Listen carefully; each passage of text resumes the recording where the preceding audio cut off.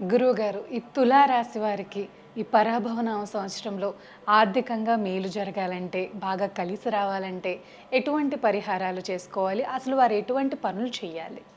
తులారాశి జాతకులకంతా కూడా అదృష్టయోగం కలిసి రావడానికి, రాజయోగ ప్రాప్తి రావడానికి ప్రధానంగా శుక్రుడు, అంగారకుడు, బృహస్పతి, శనీశ్వరుడు అంతా కూడా యోగకరంగా ఉండాలి.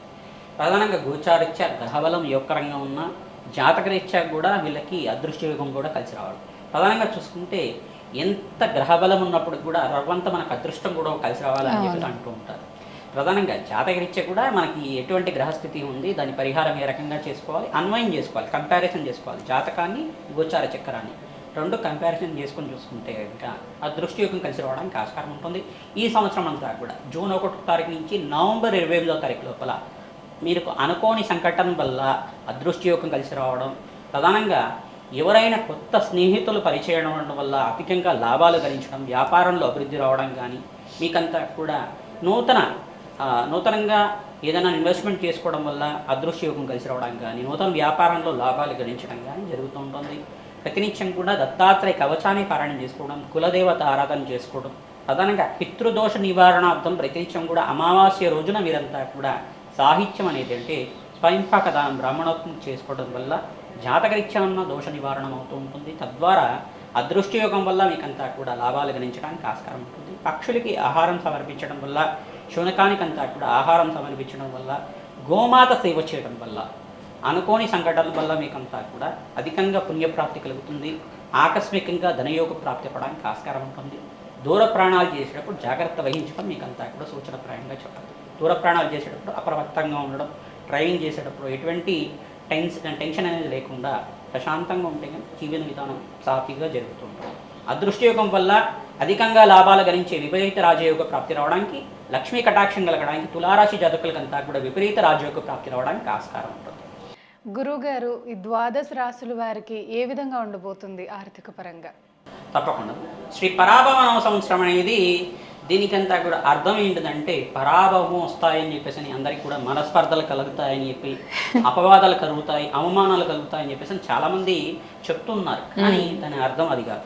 ప్రధానంగా చూసుకుంటే మన జీవితంలో మార్పు జరగడానికి ఆస్కారం ఉంటుంది. తద్వారా అనుకోని సంఘటనల వల్ల ఆకస్మికంగా ధనయోగ ప్రాప్తి రావడం కానీ, అనుకోని సంఘటన వల్ల అదృష్టం కలిసి వచ్చి ప్రతి విషయంలో కూడా మనకి మంచి జరిగే విషయాలు కలగడం కానీ, ప్రధానంగా చూసుకుంటే ప్రతి విషయంలో కూడా గ్రహాల యొక్క స్థితిగతి కారణమవుతుంది. ప్రధానంగా చూసుకుంటే ఈ యొక్క మానవ జీవితంలో మార్పు తీసుకొచ్చేది, జీవితంలో ఐశ్వర్యం, ఆనందం తీసుకొచ్చేది అని అర్థం కూడా ఉంటుంది. పరాభవన సంవత్సరం అంటే సకల శుభకార్యాలు జరిగే అవకాశాలు ఉంటాయి. ప్రధానంగా ఈ సంవత్సరంలో మనం కేంద్రంగా చెప్పుకోవాలంటే గోచార చక్రం ఎప్పుడైనా కానీ శనీశ్వరుడు గోచారం ఏ రకంగా ఉంది, గోచారరీత్యా బృహస్పతి గోచారం ఏ రకంగా ఉంది, రాహు యొక్క గోచారం ఏ రకంగా ఉంది, మరియు కేతుగ్రహ గోచారం ఏ రకంగా ఉంది, ఈ ప్రధానమైన గ్రహాల యొక్క ప్రభావం మానవాళి మీద ఏ రకంగా ఉంటుంది గోచార చక్రం చెప్తూ ఉంటుంది. ప్రధానంగా శని గోచారంలో చూసుకుంటే ఈ యొక్క శనీశ్వరుడు అంతా కూడా మీనరాశిలో సంచారం చేస్తున్నారు.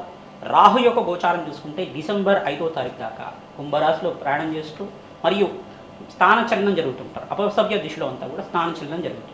మరియు కేతు యొక్క సంచారం అంతా కూడా సింహరాశిలో సంచారం చేస్తారు డిసెంబర్ 5వ తారీఖు దాకా, మరియు స్థానచలనం జరుగుతుంది. మరియు ఇక్కడ బృహస్పతి సంచారం అంతా కూడా అతిచారంలో మార్పు, మిథున రాశిలో మార్పు చెందుతారు. మిథున రాశిలో ప్రధానంగా చూసుకుంటే జూన్ 1వ తారీఖు నుంచి కర్కాటక రాశిలో ప్రవేశం చేస్తారు. ఈ కర్కాటక రాశి ఏమవుతుందంటే బృహస్పతికి అంతా కూడా అత్యంతమైన ఉచ్చస్థానం, అది బలంగా ఉంటారు. శీఘ్రంగా శుభఫలితాలు రావడానికి ఆస్కారం ఉంటుంది. గురుబలం వల్ల ఏంటిదంటే సంఘంలో గౌరవం పెరుగుతుంది, పేరు ప్రఖ్యాతలు గణిస్తూ ఉంటారు, వంశాభివృద్ధి కలుగుతుంది, సత్సంతాన యోగం కలుగుతుంది, వివాహాది శుభకార్యాలు జరుగుతుంటాయి, గృహయోగము, భూసంపద అంతా కూడా ఎవరి జాతకరీత్యా అయితే గురుబలం ఉందో వాళ్ళకంతా కూడా శీఘ్రంగా ఫలితాలు రావడానికి ఆస్కారం ఉంటుంది. మరియు ఇక్కడ శుక్రుడు, అంగారకుడు, సూర్య భగవానుడు అంతా కూడా యోగకరంగా ఉండాలి జాతకరీత్యా కూడా. ఈ గ్రహస్థితి ఈ రకంగా ఉంది. మరియు అక్టోబర్ నెలలో కూడా బృహస్పతి సంచారం అంతా కూడా సింహరాశిలో ప్రయాణం చేయడం వల్ల అత్యంత శుభమైన ఫలితాలు పొందడానికి ఆస్కారం ఉంటుంది. ప్రధానంగా దేశ గోచారంలో కూడా మార్పులు జరుగుతుంటాయి. ఈ సంవత్సరం అంతా కూడా వర్షపాతం అత్యంత శుభ ఫలితాలు ఇస్తూ ఉంటుంది. శీఘ్రంగా నైరుతి ఋతుపవనాల సకాలంలో పడడం వల్ల మంచిగా ఈసారి పంటలంతా కూడా 3 నుంచి 4 పంటలంతా కూడా రావడానికి ఆస్కారం ఉంటుంది. రైతులకంతా కూడా శుభకార్యాలు జరగడానికి ఆస్కారం ఉంటుంది. అష్టైశ్వర్యోగం కలగడానికి ఆస్కారం ఉంటుంది. మరియు ఇక్కడ చూసుకుంటే ఇక్కడ ప్రధానంగా ఈ యొక్క ఆర్థికంగా స్థితిగతులు పెరగడానికి, ప్రధానంగా బంగారానికి రేటు ఎక్కువ పెరుగుతుంది.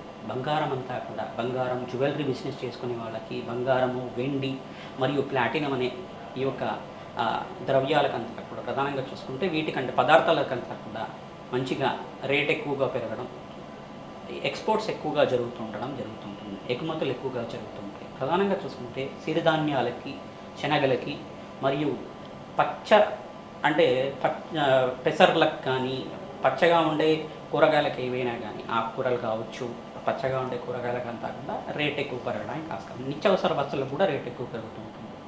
దేశంలో అంతా కూడా స్వల్పంగా కొన్ని ప్రాంతాల్లో భూకంపాలు జరగడం కానీ, ఈ యొక్క జలాశయాలు నిండిపోవడం కానీ, అతివృష్టి అనేది ప్రధానంగా ఎక్కువగా వర్షపాతం ఎక్కువగా పడటం వల్ల పంటలు నష్టపోవడం కూడా జరుగుతూ ఉంటుంది. దీని నుంచి బయటపడడానికి ప్రణాళికలంతా చేసుకోవాల్సి ఉంటుంది. ప్రధానంగా మేషాది ద్వాదశ రాశుల వాళ్ళకి ఈ గోచార రీత్యా గ్రహాల యొక్క బలం వల్ల శీఘ్రంగా శుభ ఫలితాలు పొందడానికి తగు పరిష్కారం అంతా కూడా విశ్లేషణ చేసి చెప్పడం జరుగుతుంది. గురువుగారు, ద్వాదశ రాశుల వారు ఎటువంటి పరిహారాలు చేసుకుంటే వాళ్ళు ఆర్థికంగా బలంగా ఉంటారు? చాలా చక్కగా వివరించారు గురుగారు. నమస్కారం.